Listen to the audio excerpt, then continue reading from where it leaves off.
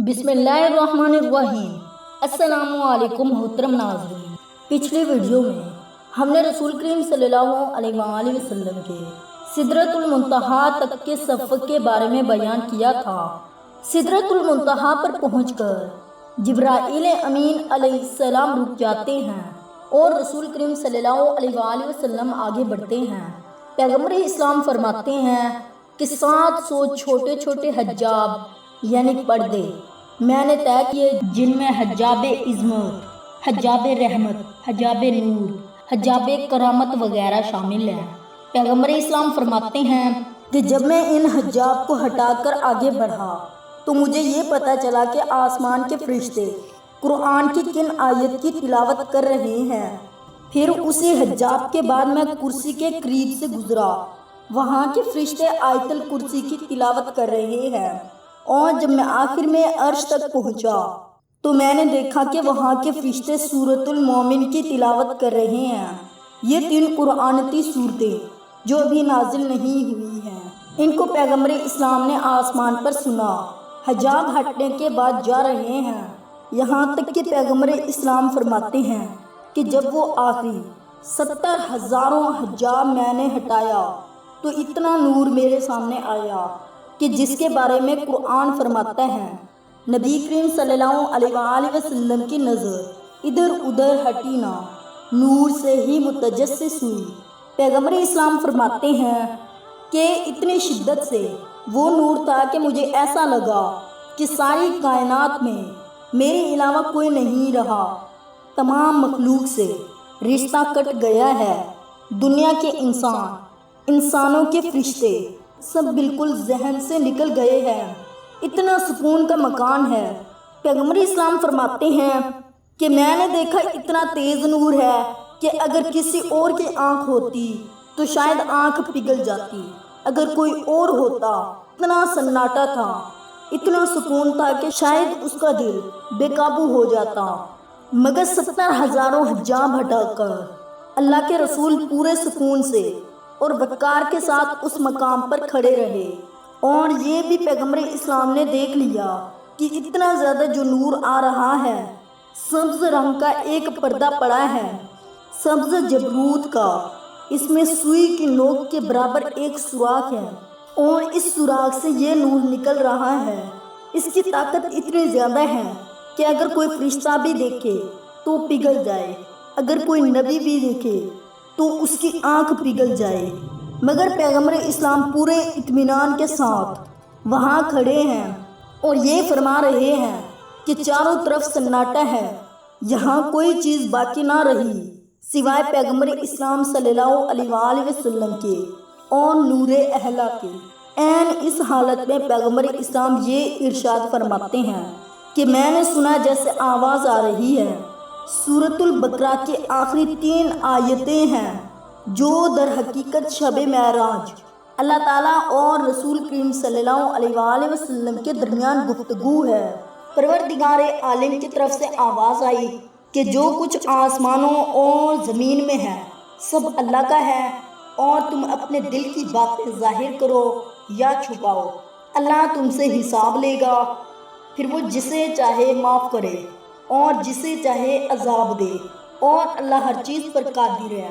پیغمبر اسلام فرما رہے ہیں کہ جیسے ہی یہ آواز میرے کان میں آئی، بے اختیار میری زبان سے نکلا، رسول ایمان لائے ان تمام چیزوں پر جو ان کے پروردگار نے نازل کی ہیں، اور تمام مومنین بھی اللہ پر میں کوئی فرق نہیں کرتے، اور مومنین یہ کہتے ہیں کہ پروردگار ہم نے تیرا حکم سنا اور ہم نے اطاعت کی، اے پروردگار ہماری مغفرت کر دے اور ہمیں تیری ہی طرف پلٹ کر آنا ہے۔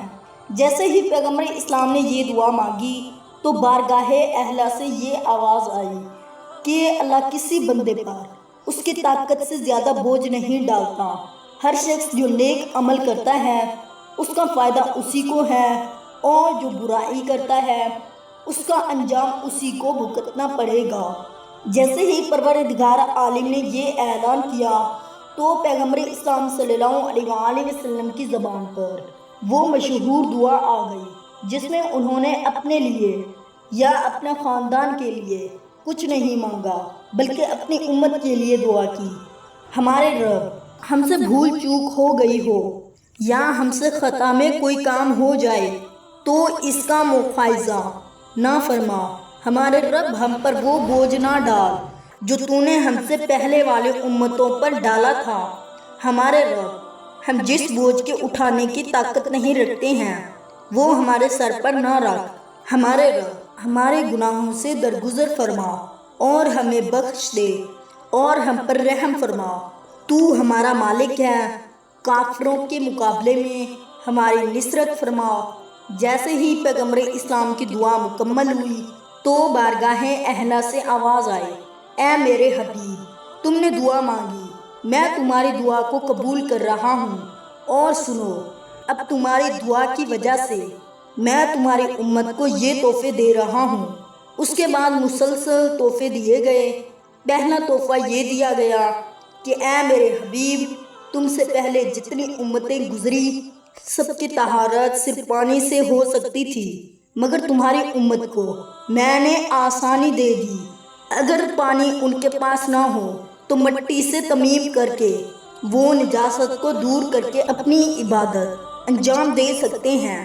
سنو میرے حبیب، تم سے یہ پہلی امتوں کا طریقہ یہ تھا، اگر ان کا کپڑا ناپاک ہو جاتا تو اتنا کپڑا کاٹ کے پھینک دینا پڑتا تھا، مگر تم نے دعا مانگی اپنی امت کے لیے کہ پروردگار، ہم پر وہ بوجھ نہ ڈال جو ہم سے پہلے کی امتوں پر ڈالا۔ تو تم سے پہلے جو نبی آئے، ابراہیم اور موسیٰ اور عیسیٰ علیہ السلام کی امتیں کے لیے حکم تھا کہ کپڑا ناپاک ہو تو فقط پانی ڈال کے پاک کر لے اور کپڑا پاک ہو جائے، اور کپڑا پاک ہو جائے گا۔ اے میرے حبیب، تم سے پہلے کی امتوں کے لیے یہ لازم تھا کہ جب کبھی نماز کا وقت آئے تو نماز مسجد میں جا کر پڑھیں، یعنی پہلے کی امتوں میں نماز گھر میں نہیں ہو سکتی تھی، دفتر میں نہیں ہو سکتی تھی، بازار میں نہیں ہو سکتی تھی، فقط مسجدوں میں ہو سکتی تھی۔ چنانچہ ہر نماز کے آنے سے پہلے انسان کو اپنا کاروبار، اپنا سفر، سب کچھ چھوڑ چھاڑ کے مسجد کی جانب دوڑنا پڑتا تھا۔ لیکن نہیں میرے حبیب، تمہاری امت کے لیے ہم اتنا بوجھ نہیں ڈال رہے ہیں، ان کو ہم نے آسانی دی۔ جس پاک و پاکیزہ جگہ پر نماز پڑھیں گے وہ نماز قبول ہے۔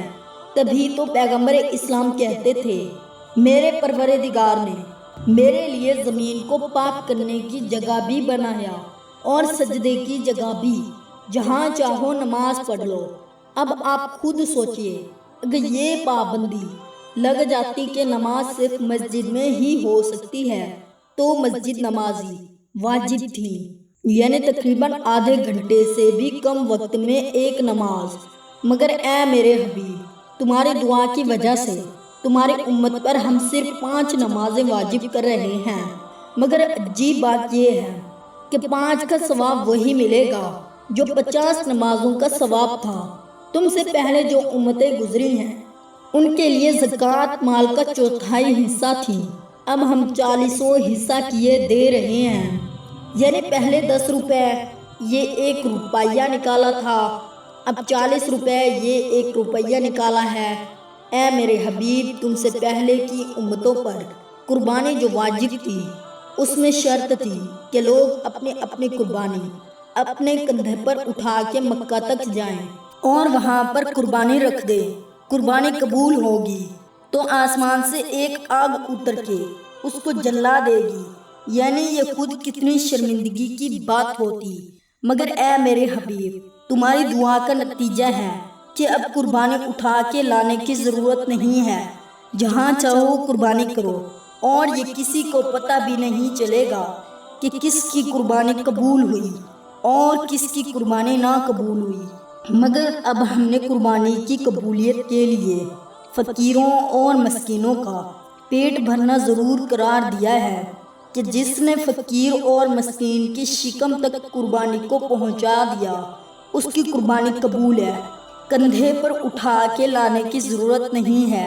اے میرے حبیب، تم سے پہلے کی امتوں کے لوگ کی خطا معاف نہیں تھی، یعنی فرض کے لیے کہ آپ بھول گئے کہ ہمارا روزہ ہے اور آپ نے کھانا کھا لیا، پہلے کی امت ہوتی یہ روزہ بھی رکھنا پڑتا اور رمضان کے بعد دوسرا روزہ بھی رکھنا پڑتا، مگر اب ہم نے بھول کو معاف کر دیا۔ اگر بھولے سے نماز میں ہم سے کوئی غلطی ہو جائے تو نماز صحیح ہے، اگر بھولے سے روزے میں کوئی غلطی ہو جائے تو روزہ صحیح ہے، اگر بھولے سے حج میں کوئی غلطی ہو جائے تو حج صحیح ہے۔ پہلے کی امتوں کو یہ سہولت نہیں تھی، اگر بھول میں بھی کوئی غلطی ہو جاتی تو عبادت کو درہانا پڑتا۔ اے میرے حبیب، تم سے پہلے کی امتوں کو کوئی مشکوک چیز استعمال کرنے کی اجازت نہیں تھی۔ شک ہو رہا ہے کہ یہ پانی پاک ہے یا ناپاک، ان پر واجب تھا کہ میں ان کو صحیح سمجھاتے ہوئے استعمال کر سکتے ہیں، یہاں تک کہ آپ کو شک ہو رہا ہے کہ میرے سامنے شراب ہے یا شربت، اجازت ہے کہ آپ اس کو پی سکتے ہیں، میرے سامنے حلال گوشت یا حرام، آپ کو اجازت ہے کیا آپ اس کو کھا سکتے ہیں۔ میں فلاں مومن کے گھر میں گیا، پتہ نہیں تھا کہ مال حرام سے اس نے کھانا پکایا ہے یا مال حلال سے، آپ کو اجازت ہے، آپ اطمینان سے اس کے ہاں کھانا کھا سکتے ہیں، مگر یہ ہم کو سہولت ہے، ہم سے پہلے جو امتیں گزری ہیں ان کو یہ سہولت نہ تھی۔ اے میرے حبیب، تمہاری امت کو ایک سہولت ہم نے یہ بھی دی کہ ان میں اگر کوئی مرتد ہو جائے، مثلا ایک آدمی اسلام کو چھوڑ دے، اس کے بعد دوبارہ اسلام قبول کرے، تو جتنے اعمال اس نے کیے ہیں گزرتا زندگی میں وہ ضائع نہیں ہوتے، وہ سب اس کے نامہ اعمال میں رہتے ہیں۔ اس سے پیچھے کیا تھا؟ حضرت ابراہیم اور حضرت نوح علیہ السلام کی امتوں میں اگر کوئی آدمی مرتد ہو گیا، 50 سال کے بعد پھر توبہ کر کے مسلمان بن گیا، تو پورے 50 سال کے اعمال ضائع گئے، سب کی قضا کرنا پڑے گی۔ اے میرے حبیب، تم سے پہلے کی امتوں میں طریقہ یہ تھا کہ اگر کوئی آدمی گناہ کرتا تھا اس کی پیشانی پر ایک سایہ داغ پڑ جاتا تھا، یعنی جس بازار میں جائے، جس مسجد میں جائے، دوستوں کے درمیان جائے، خاندان والوں کے درمیان جائے، اس کی پیشانی کا داغ دور سے بتا رہا ہے کہ گناہ گار آ رہا ہے۔ اور اگر کوئی آدمی گھر سے نہ نکلے تو اس کے گھر کے دروازے پر نشانی آ جاتی تھی کہ یہ گناہ گار ہے۔ مگر اے میرے حبیب، ہم نے تمہاری امت کے لیے گناہوں پر پردہ ڈال دیا ہے کہ کسی کو پتہ نہیں چل سکتا کہ کون گناہ گار ہے اور کون نیک، اور اس کے بعد جو تحفہ دیا ہے وہ کیا ہے کہ اے میرے حبیب، پرانے زمانے کی امتوں میں ہر آدمی کے کندھے پر جو 2 فرشتے آتے تھے وہ مرنے تک اس کے ساتھ رہتے تھے، مگر تمہاری امت کے لیے یہ سہولت ہے کہ دن کو جو فرشتے اعمال لکھتے ہیں رات کو وہ نہیں آتے، رات کو دوسرے فرشتے آتے ہیں، اور جو فرشتہ ایک مرتبہ کسی مومن کے کندھے پر بیٹھ کے گیا ہے وہ مرنے تک دوبارہ نہیں آئے گا، یعنی فرشتے تک کو پتہ نہ چلے گا کون سا مومن زیادہ گناہ گار ہے۔ زیادہ سے زیادہ ایک دن کے اعمال پتہ چلیں گے، ایک رات کے اعمال پتہ چلیں گے۔ میرا گناہ مسلسل کرے تو ان کی شکلوں کو مخصص کر دیا جاتا تھا، کسی کو بندر بنایا، کسی کو خرگوش بنایا، کسی کو ہاتھی بنایا، مگر اب تمہاری امت پر یہ عذاب کبھی نہیں آئے گا کہ گناہوں کی وجہ سے انسان کو بدل کے کوئی جانور بنا دیا جائے۔ اے میرے حبیب، تم سے پہلے کی امتوں کا یہ سلسلہ تھا کہ اگر وہ نیکیاں کرتے تھے تو نیکیاں ان کے نامہ اعمال میں، برائیاں کرتے تھے تو برائیاں ان کے نامہ اعمال میں لکھی جاتی تھی، مگر اب تمہاری امت کے لیے کچھ ایسی نیکیاں ہم نے رکھی ہیں کہ جو یہ نیکیاں کرے گا سارے گناہ معاف۔ موت کو غسل دینا، روایت ہے کہ جو آدمی میت کو غسل دیتا ہے اور میت کے لیے اپنے ہاتھ سے قبر کھولتا ہے اس طرح ہو جاتا ہے جب اس کی ماں نے اس کو پیدا کیا تھا۔ اے میرے حبیب، تمہاری امت کو ایک سہولت ہم نے یہ بھی دی کہ اگر کوئی آدمی نیکی کا ارادہ کرے کہ آج ہمیں یہ نیکی کرنا ہے، فوراً اس کے نامہ اعمال میں آ جائے گا کہ اس نے ایک نیکی کر لی فقط ارادے پر، اور اگر وقتاً نیکی کر لی تو 10 گناہ ثواب اس کو الگ سے ملے گا نیکی کرنے پر۔ اس سے پہلے کی امتوں میں یہ نہیں تھا، اگر ایک نیکی کرتے تھے تو ایک نیکی کا ثواب ملتا تھا، خالی ارادہ کرتے تھے تو کچھ نہیں ملتا تھا۔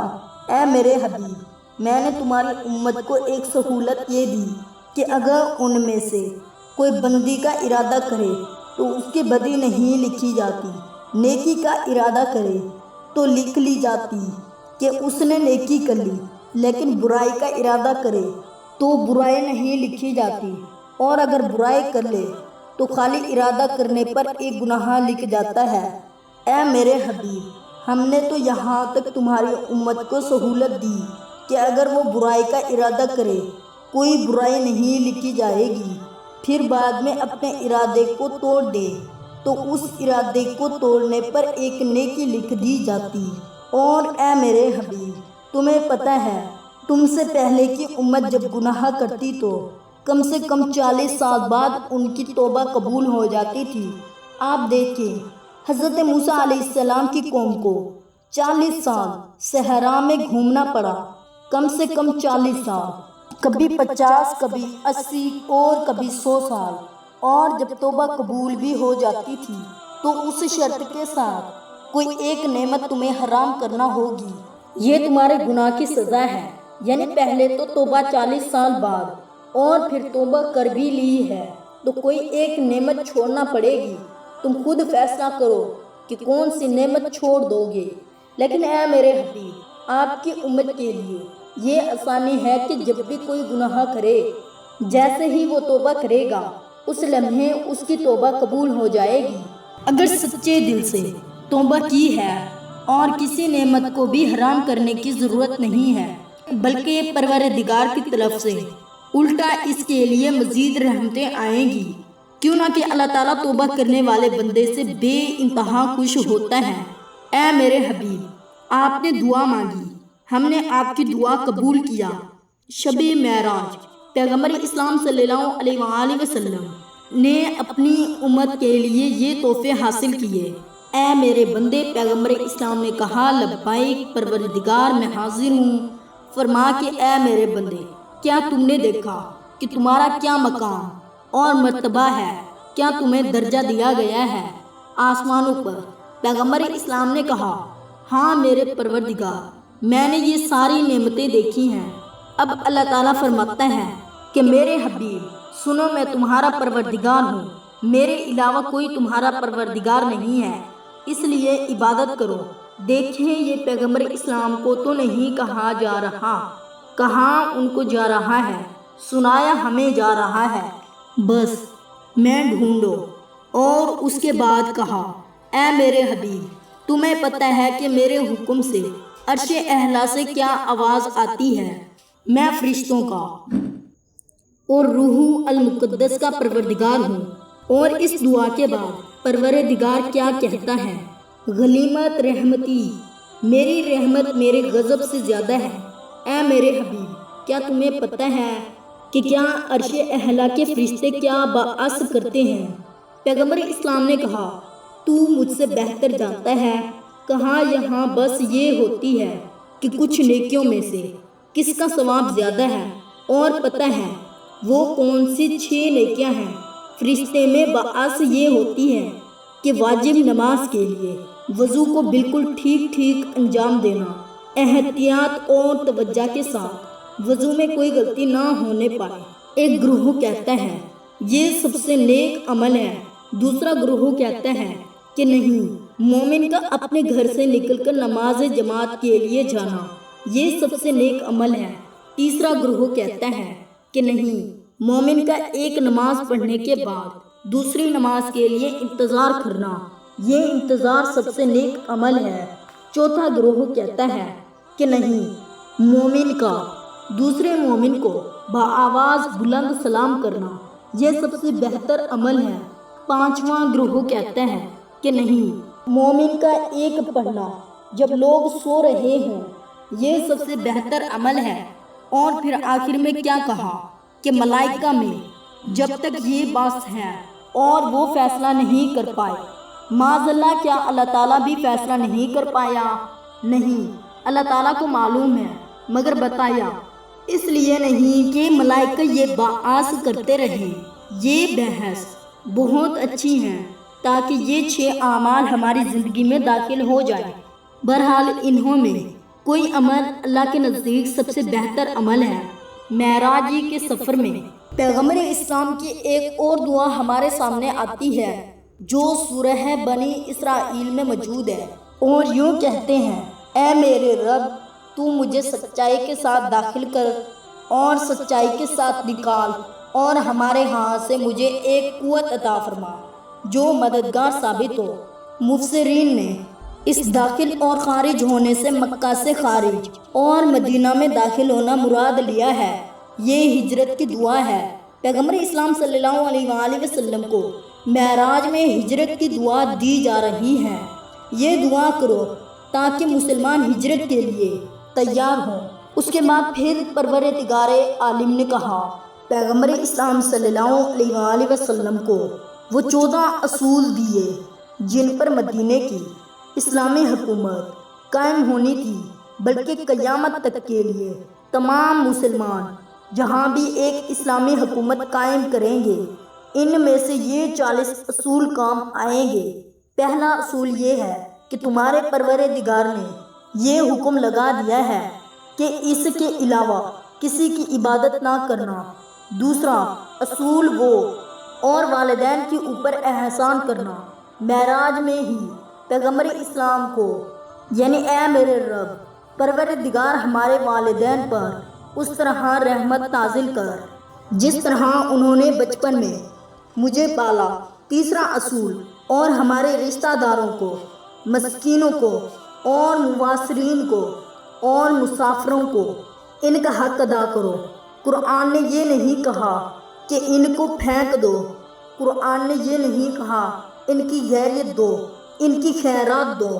قرآن نے کیا کہا؟ ان کا حق ان کو ادا کرو اگر کوئی تمہارا رشتہ دار ہے۔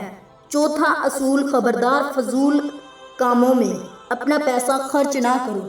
فضول خرچی کرنے والے شیطان کے بھائی ہیں۔ اس کے بعد پانچواں اصول آیا، اپنے ہاتھوں کو نہ اتنا کھول دو کہ جو اللہ نے دیے ہیں سب بانٹ سے زیادہ خرچ یعنی اسراف کی گنجائش ہے، اور نہ کنجوس کی گنجائش ہے۔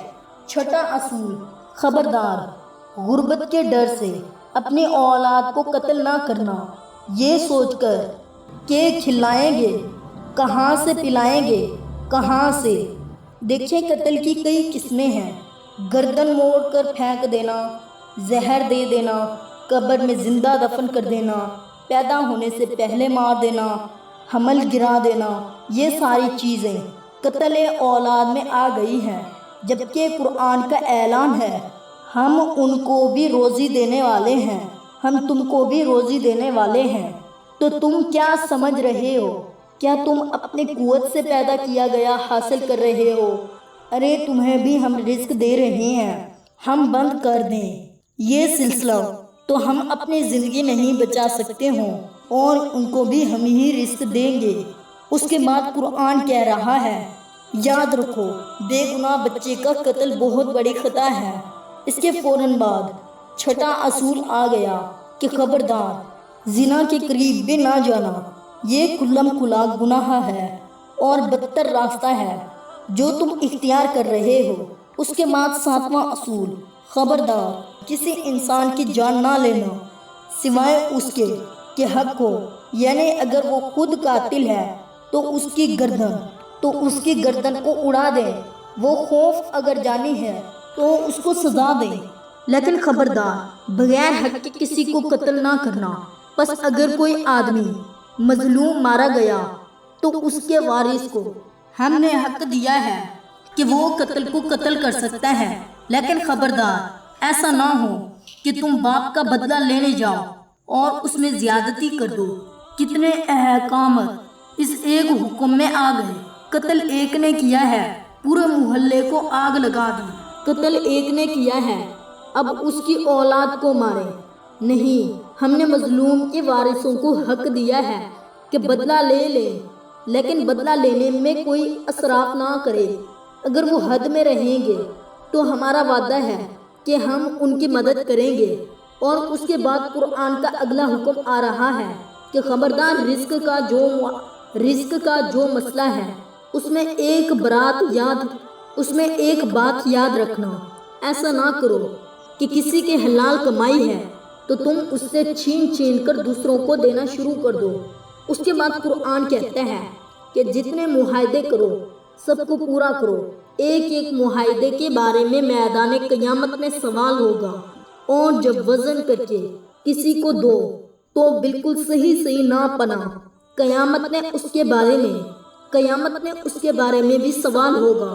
ایسی چیز کے پیچھے نہ پڑنا جس میں تمہیں یقین نہ ہو۔ یہ 13واں بڑا اصول ہے۔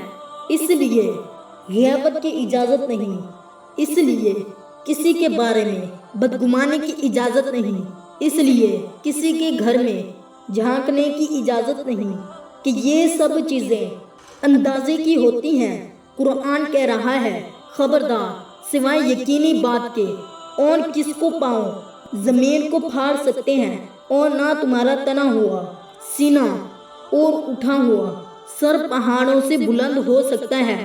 تکبر کے ساتھ نہ چلنا اور سارے گناہ جو ایک معاشرے کو تباہ کر سکتے ہیں۔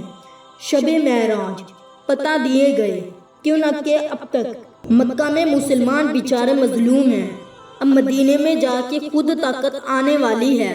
ایسا نہ ہو کہ اب تک مظلوم کی وجہ سے جو گناہ نہیں ہو رہے تھے، طاقت پیسہ اور حکومت آ کے گناہ شروع ہو جائیں۔ یہ آخری پیغام دیا، اور اس کے بعد پروردگار عالم نے کہا کہ اے میرے رسول، میں تمہارا پروردگار، تم میرے رسول۔ اس کے بعد اللہ تعالیٰ نے اپنے سارے حبیب سے کہا، اے میرے حبیب، میں نے تمہارا نام اپنے نام سے نکالا ہے، اور میں پروردگار حمید ہوں۔ میں نے تمہارا نام محمد اور احمد رکھا ہے۔ اب تم زمین پر جاؤ، اے ابو القاسم، تمہارا جانا بھی مبارک ہو۔ اس انداز سے پیغمبر اسلام کو رخصت کیا گیا، اور پیغمبر اسلام نے واپسی کا سفر شروع کیا۔ سدرۃ المنتہا پر جبرائیل امین چونکنا کھڑے ہیں۔ پیغمبر اسلام کا انتظار ہو رہا ہے۔ پیغمبر اسلام جب پہنچے سدرۃ المنتہا پر تو پیغمبر اسلام نے کہا کہ سدرۃ المنتہا کے آگے میں نے بہت ساری ایسی چیزیں دیکھی جن کو بیان کرنے کی اجازت نہیں۔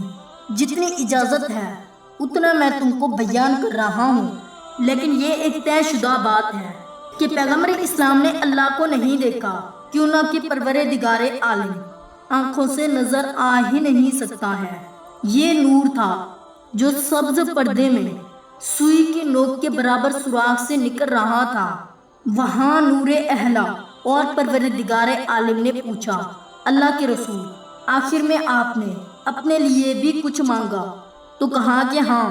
میں نے کہا کہ پروردگار، تو نے ابراہیم علیہ السلام کو خلیل بنایا، موسیٰ علیہ السلام سے کوہ طور پر بات کی، ادریس علیہ السلام کو بلند مقام پر بلند کیا، داؤد علیہ السلام کو زبور عطا کی، سلیمان علیہ السلام کو ایسا ملک دیا کہ جو کسی کو نہ دیا گیا۔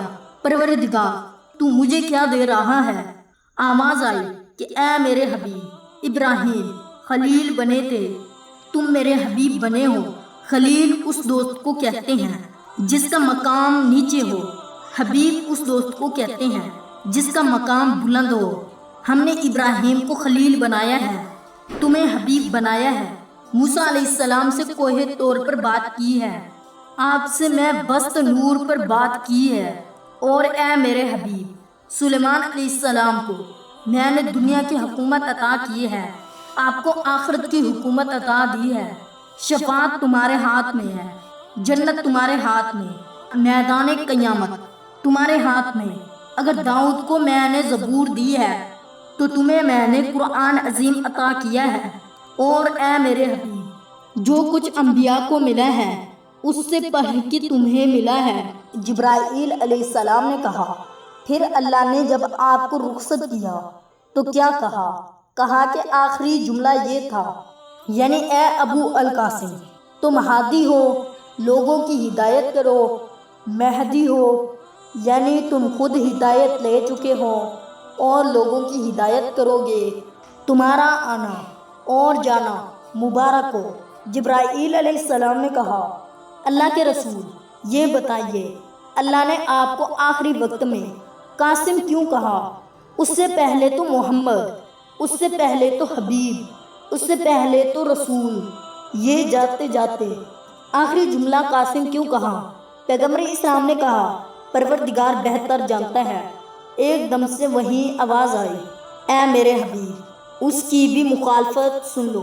قاسم عربی کا لفظ ہے، اس کے معنی ہے تقسیم کرنے والا۔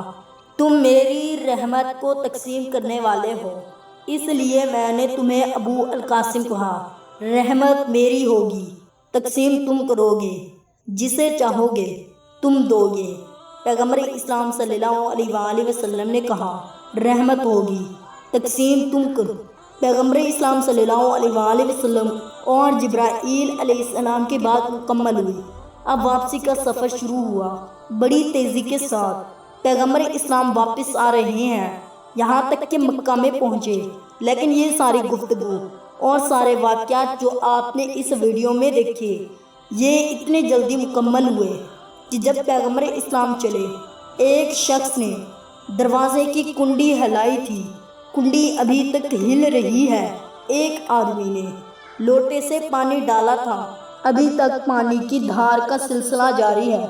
جس بستر سے رسول اٹھ گئے تھے، اس کی گرمی ابھی تک باقی ہے اور پیغمبر اسلام جا کے آ گئے، مگر اس دوران حضرت ابو طالب ایک چکر لگا کے گئے ہیں۔ حضرت ابو طالب کی بیٹی حضرت ہانی کا گھر ہے۔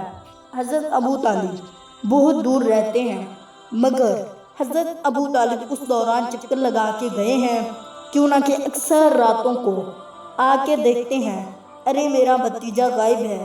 گھبرا کے محلہ بنی ہاشم میں پہنچے۔ سارے جوانان بنی ہاشم کو تیار کیا، تلواریں لے کر آ جاؤ، اگر میرا بھتیجا نہ ملے، جتنے بھی سردار ہیں ایک ایک کر کے آئیں گے، حرم میں سب کی گردن اڑا دینا۔ ان سب کو لے کر واپس آئے۔ اتنی دیر میں پیغمبر اسلام آ چکے تھے۔ پیغمبر اسلام سے پوچھا، اے میرے بھتیجے، کہاں چلے گئے تھے؟ پیغمبر اسلام نے ساری کیفیت بتائی، یعنی گویا معراج کی روایت کو سب سے پہلے سننے والے حضرت ابو طالب ہیں۔ ایک دن صبح سویرے جب پیغمبر اسلام مسجد الحرم میں داخل ہوئے تو ابو جہل بھی وہاں بیٹھا تھا۔ اچھا، ابو جہل روزانہ پیغمبر اسلام سے پوچھتا تھا، بتاؤ آج تم پر کیا وحی آئی، اور مذاق اڑاتا تھا، لیکن پیغمبر اسلام اس کے مذاق کے باوجود اس کو سناتے ضرور تھے۔ آج جب ابو جہل نے رسول کو دیکھا، کہا، اے میرے بھتیجے، آج بھی تم نے کوئی جادو کی بات کھڑی کرنی ہے، آج بھی تم اپنی طرف سے کچھ بنا لے آؤ گے، سناؤ تو صحیح۔ پیغمبر اسلام نے کہا، آج تو میں 7 آسمانوں کی سحر کر کے آیا ہوں۔ یہ تو اتنی عجیب بات تھی، ابو جہل بھی چکرا کے رہ گئے۔ ایک مرتبہ بآواز بلند اپنے غلاموں سے کہا، دوڑو، سارے سحران مکہ کو جمع کرو، آج تو میرا بھتیجا ایک ایسی بات کہہ رہا ہے کہ جو اس کے ماننے والے ہیں وہ سب اس کو چھوڑ دیں گے۔ اس سے زیادہ بے وقفانہ بات کیا ہے؟ اور ادھر جب سے لوگ جمع ہو گئے، ابو جہل نے کہا کہ ہاں اے میرے بھتیجے، پھر سے سناؤ، تم کیا کہہ رہے تھے؟ پیغمبر اسلام نے کہا، ہاں کل رات کو میں بیت المقدس گیا، وہاں سے پہلے آسمان، وہاں سے سارے آسمان ساری کیفیت سنائے۔ ابو جہل کہہ کے مار کے ہنسنا اور کہا، سنو تو صحیح، میرے بھتیجے، سارے آسمان ساری کیفیت سنائی۔ میرے بھتیجے شخص کھڑا ہوا، میرے بھتیجے کی بہکی بہکی باتیں، اس کے جنون میں اب کوئی شک رہ گیا ہے؟ معذاللہ مگر اتنی دیر میں ایک شخص کھڑا ہوا۔ اس نے کہا کہ اے محمد، تمہارا دعویٰ ہے کہ تم بیت المقدس ہو کر آئے ہو، کیوں نہ کہ اس سے پہلے پیغمبر اسلام بیت المقدس کبھی نہیں گئے، شام تجارت کے لیے گئے تھے لیکن بیت المقدس آئے ہیں۔ ہم تم سے سوال کریں گے، بتاؤ پیغمبر اسلام، پوچھو۔ اور عین اس وقت سارے پردے درمیان سے ہٹے۔ پیغمبر اسلام براہ راست بیت المقدس کو دیکھ رہے ہیں۔ لوگ سوال کرتے ہیں اس مسجد کے کتنے دروازے ہیں؟ پیغمبر اسلام نے بتایا۔ کتنی گندلیں لٹک رہی ہیں؟ پیغمبر اسلام نے بتایا۔ اس میں کتنے پتھر لگے ہیں؟ پیغمبر اسلام نے بتایا۔ کتنے محاربے ہیں؟ پیغمبر اسلام نے بتایا، یعنی بالکل آنکھوں کے سامنے ہیں۔ پیغمبر اسلام نے بتایا کتنی محاربے ہیں۔ بیت المقدس۔ سوال کرنے والے سوال کر رہے ہیں، پیغمبر اسلام ایک ایک چیز کا جواب دے رہے ہیں۔ اب تو یہ لوگ چکرا گئے، کہاں 15 یا 10 دفعہ ہم ہو کر آئے ہیں، اتنی تفصیل تو ہم کو بھی یاد نہیں، تو تمہیں کیسے یاد ہے؟ اب ہر ایک حیران، ہر ایک پریشان۔ پیغمبر اسلام نے کہا، سنو 2 نشانیاں اور سنو۔ جب میں واپس آ رہا تھا تو ایک قافلہ مکہ کی طرف آ رہا تھا۔ رات کو وہ سوئے تھے، انہوں نے ایک چھوٹے سے مٹکے میں پانی بھر کے رکھا تھا۔ عرب میں ایک قاعدہ ہے کہ لوگ اپنے قافلے کے باہر کچھ پانی رکھ دیتے ہیں سبیل کے طور پر۔ میں اس میں سے ایک مٹکے کا پانی پیا اور پھر اس مٹکے کے پانی کو انڈھیل کر اس کو الٹا کر دیا۔ پیغمبر اسلام ہر انسان کے مال پر اختیار رکھتے ہیں۔ جب وہ قافلہ آئے گا اس سے پوچھ لینا کہ کیا ایک رات کو غیبی طور پر ان کا ایک مٹکا خود بخود الٹا ہو گیا تھا۔ ایک تجارتی قافلہ آ رہا ہے شام سے، میں نے اس میں ابو سفیان کو بھی دیکھا اور میں نے یہ دیکھا کہ ان کا ایک اونٹ کھو گیا تھا، سرخ رنگ کا۔ وہ بڑے پریشان تھے۔ عرب میں سرخ اونٹ تو سب سے قیمتی چیز ہے، لیکن یہ اونٹ ان کے قافلے کے آگے آگے چل رہا ہے۔ انہیں نہیں پتا جب مکہ میں داخل ہوگے پہلے وہ اونٹ آئے گا پھر وہ قافلہ آئے گا۔ یہ میں اپنی آنکھوں سے دیکھ کے آ رہا ہوں۔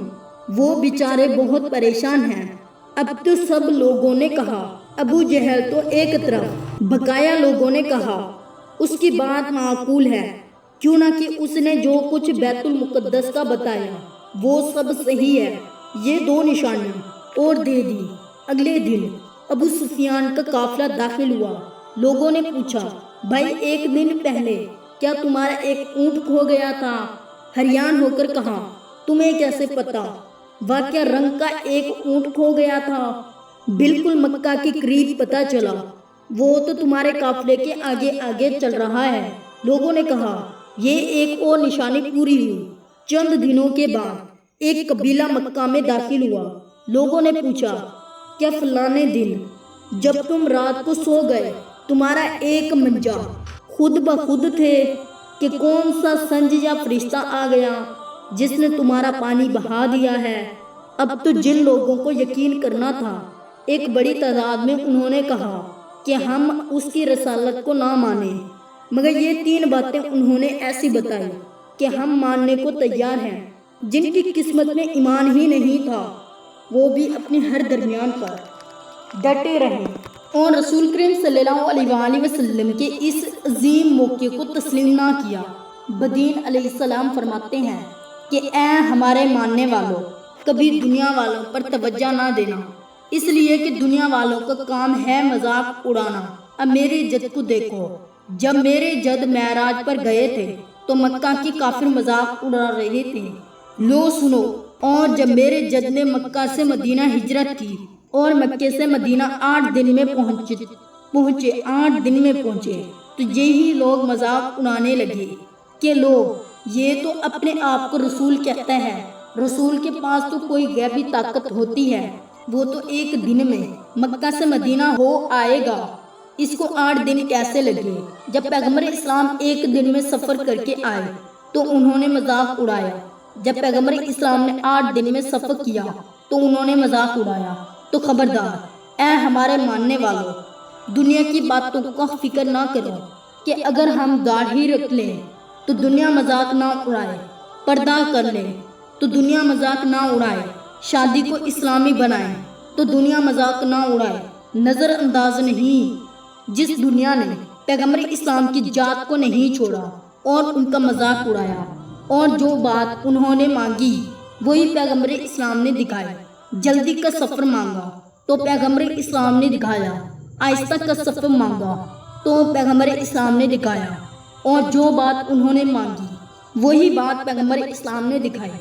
جلدی کا سفر مانگا لیکن پھر بھی ان پر کوئی اثر نہ ہوا۔ محترم ناظرین، رسول کریم صلی اللہ علیہ وآلہ وسلم کا سفر معراج مکمل ہوا۔ امید کرتا ہوں کہ آپ کو آج کی ویڈیو پسند آئی ہوگی۔ ویڈیو اچھی لگی ہے تو ویڈیو کو لائک کر دیں، چینل کو سبسکرائب کر دیں تاکہ ہر نیو آنے والی ویڈیو کی نوٹیفیکیشن پہنچ سکے، کیونکہ جب بھی میں اس یوٹیوب چینل پہ ویڈیو کو لے کے آتا ہوں بہت ہی اچھی ویڈیو ہوتی ہے۔ اس کے علاوہ ہمارے اس یوٹیوب چینل پر واقعات کے کافی سارے ویڈیوز ہیں، ان کو بھی آپ واچ کر سکتی ہیں۔ امید کرتا ہوں کہ آپ کو آج کی ویڈیو پسند آئی ہوگی۔ اللہ حافظ گائز۔